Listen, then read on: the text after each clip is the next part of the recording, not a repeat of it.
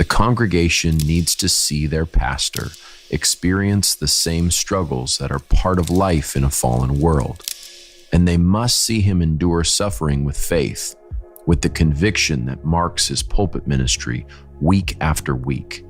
Listen as Melinda describes how her father modeled endurance and faith in the midst of their family's great trial.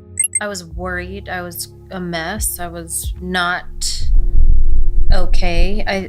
I would say that would describe it. I was home with my dad. My other siblings weren't there.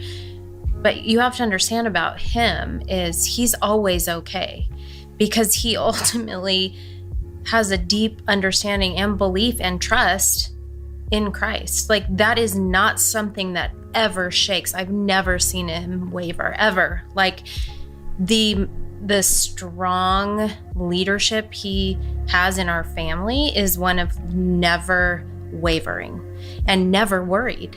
So my worry to him is like bizarre almost. And I remember crying in the hallway, and while always being sensitive, he sort of isn't going to allow it. So this is what sort of changed my direction in the hallway. He grabbed my face. I was crying and upset and like, is mom gonna be okay? And I think it was 3 days after the accident, and he grabbed my face and said, if you believe what you say you believe about who God is, start acting like it. And I'm telling you, that has burned in my memory. And there are so many times in my life that I say that to myself. I mean, there is just no fear in him. So that is what it took to snap me out. I said, yeah, I have to start acting like I believe what I say I believe about who God is, or I don't believe it. So at that point, it sort of turned my sails in a different direction. And she was becoming more stable. She was in the hospital for many weeks.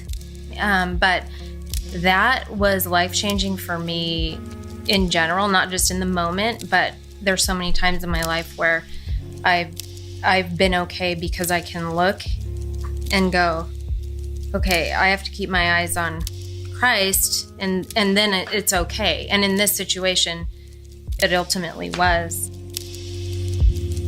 When Melinda was at her lowest point, her pastor showed up in the most John MacArthur is my father way possible and pointed her to the reality of God's sovereignty.